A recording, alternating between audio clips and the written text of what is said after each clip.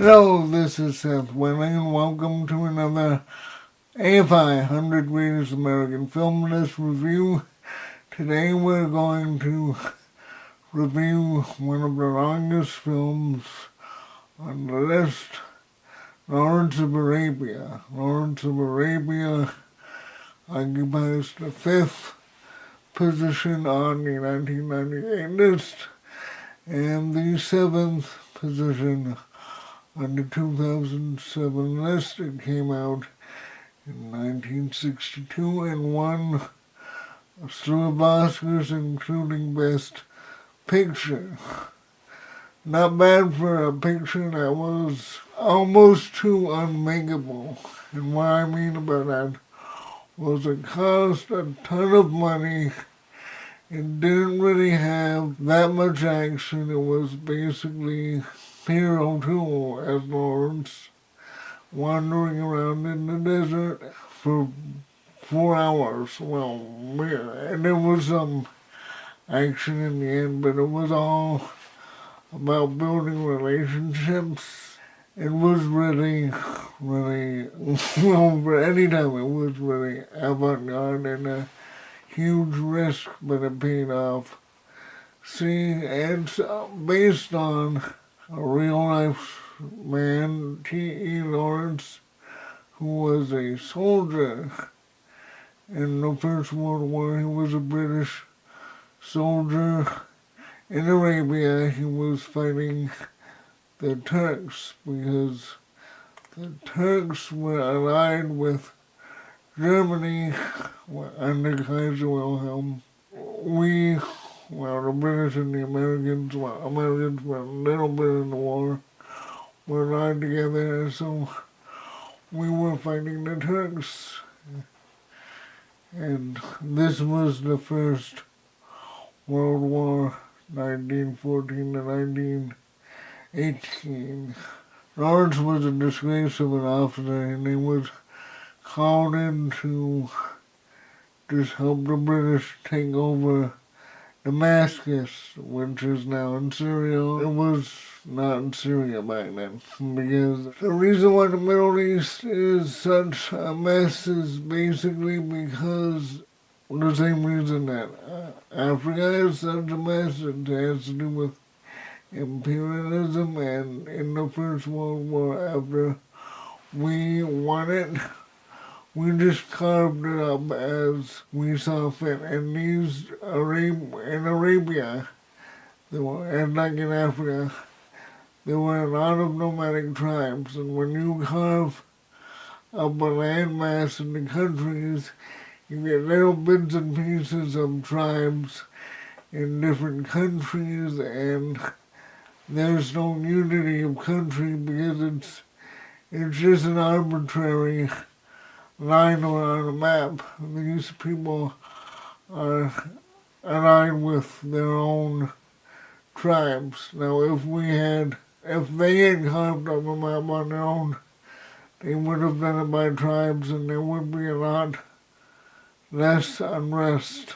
So we create our own problems, just like in Africa and the Arab states.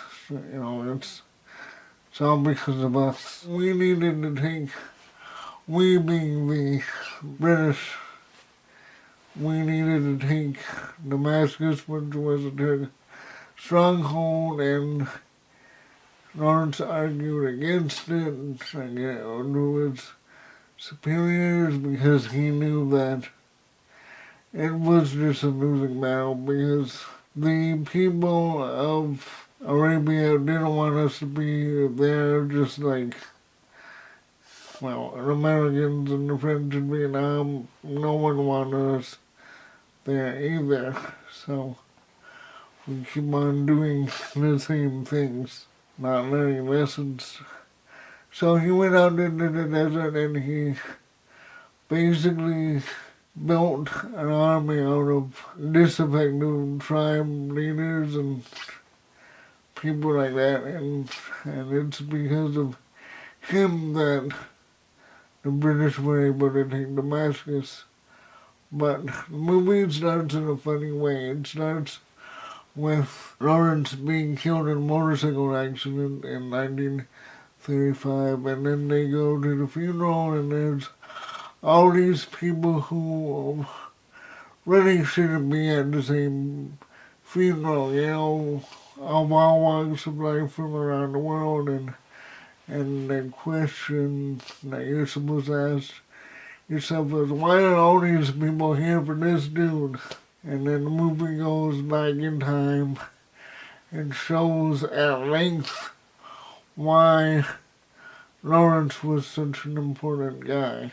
This is 4 hours long, and it's very dry, like the desert he was walking in, and this was a study of kind of like the play of Our Town. The play of Our Town, if you're not familiar, basically it has no set. There's a ladder and there's, different suggestions of where things should be, but there's really nothing on stage. This movie, Lawrence of Arabia, he's going in the desert a lot of the time. One time he goes to an oasis and he's almost there and you're cheering him on while he suggests, but no, I need to go back to get my friend in the desert. And you're not like, So he goes back and he gets his friends and brings him to the oasis too. And this is important in the movie because the idea of leaving no man behind, the idea of nation building, of alliance building, that's what you do. You don't leave a member of your alliance behind. You don't leave a man down. This movie was also notable because there were no actresses. Imagine, you couldn't make a movie today without actresses because it would just be boring. The interplay between actors and actresses are what drives probably 99% of the movies, including the one I saw last night. What is it? It was 50 Shades of Freed. We won't talk about that here, but just that element was completely gone and replaced by a desert and internal struggles.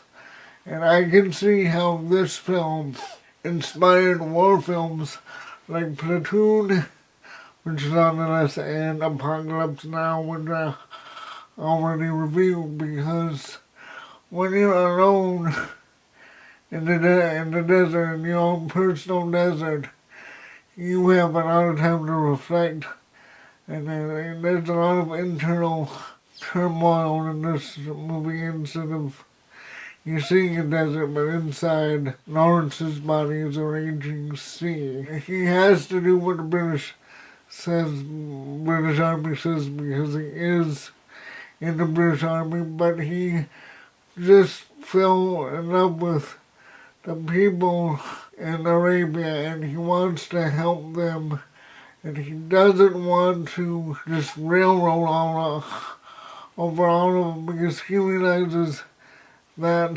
burning a path in Damascus is not the way you win a war. You only make a war worse when you discount the people of that country or series of countries.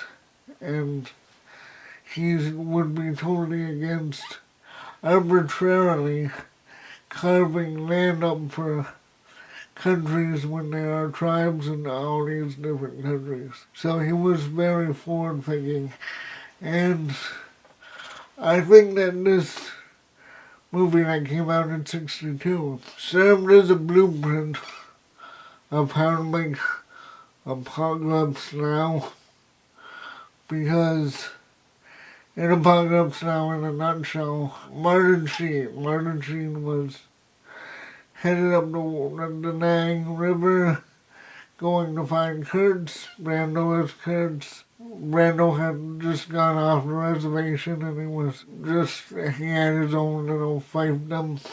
There was all this internal feeling of what the hell is this war for? Why am I here? This is not doing anything good to these people or the troops. And that's the same emotion as Lawrence was feeling when he was plodding around in the desert. Also in Platoon, Charlie Sheen had just figured out that both Martin Sheen and Charlie Sheen did basically the same, well, not basically, but did similar movie about similar, the same war. And in it, Charlie Sheen is wondering, he's gung-ho, he volunteered for Vietnam, but at the end he's like, what is this war for? This is insane. This doesn't have anything to do with saving people. This is only one nation, one really powerful nation, railroading another smaller nation. So it would be like Britain railroading Arabia for their own purposes, not taking Arabia and the people of the area into account, just like we did with the American Indians. This happens every time we have a war. It was just eye-opening because it came out in '62, like I said. Vietnam was starting up, and that whole debacle of Vietnam, 15 years of this, or 30 actually, 30 years, but 15 years of actual war was just a mess. And this Arabian campaign was also a mess, which it ended up, well, not as bad as Vietnam. I won't tell you what happened, but it's just goes to show you that we really need to consider what will happen every time we have a war, because it displaces people and kills people and just splinters groups, and it gets the whole world angry at us. Like, if we hadn't gone into Iraq, even though Saddam Hussein was a really bad dude and he deserved what he got, sometimes you gotta let a dictator stand in order to avoid something worse, like Daesh or ISIL or ISIS or whatever you call the problem with the whole situation we are in now. All these themes are universal and they keep on happening, and I hope someday we'll learn to be a little bit more careful with what we do in the world. We're the only superpower, and we're the leaders of the world. That doesn't mean that we know everything. That doesn't mean that we can just do whatever we want. We have to try to make the world a more stable place. Right now it really isn't in places. Hello, I'm back again. I filled up that card and I had to switch it out. So I think it's fitting that I filled up a card reviewing a 4-hour movie. Another point is David Lean is a master director. He directed this film. He directed Bridge on the River Kwai, which is why I paired both of those films together, and the fact that it had Alec Guinness in both films. Alec Guinness played Prince Frizzell in this film, Faisal Frizzell. He was the main character in the Bridge over the River Kwai. David Lean also did Dr. Zhivago, which is also an AFI 100 Greatest American Film List film. So this guy was amazing, and it's shown in this film because the way he would film desert, and the way, today when they do a car ad in the desert, maybe it's like a Mercedes ad, you see the speck getting larger and larger and larger and larger in the film. That's what he did. That's what he did, just to make sure that the audience knew how big the scope of Lawrence's problems were, as opposed to how small he was. Just it was all about the problems and all about the weight of the actual world on his mind. And he just had the foresight to create the film. Look, when you film in the desert, it's happening in Indiana Jones. the heat waves, and it's happened in the car ads of all things. And that was his thing, man. Really amazing director. I mean, anyone could only hope to have one film on the AFI list, but the guy has 3. Just like Spielberg has a couple. And Spielberg has at least 3: Jaws and Close Encounters and E.T. and Schindler's List for Raiders of the Lost Ark 5. So I digress. You should see this film if you're an independent filmmaker, just to get an idea of what it's like to create a story out of nothing. I mean, nothing as in no landscape or internal struggles, and that should inspire you. The rest of you can watch it if you want to see one of the greatest American films since 5 and 7, so it's nearly the top film. And just realizing you're in for the long haul on this one. But it's worth it and pays off. So if you like this video, click like, subscribe, hit the bell, go into my comment, into my dialog box for my links on what I'm using the Canon 70D with 10 to 18 lens and a really cool tip-in filter that smooths out my face. The blemishes on my face, I mean. So I hope you have a good day, and I'll see you again with another review.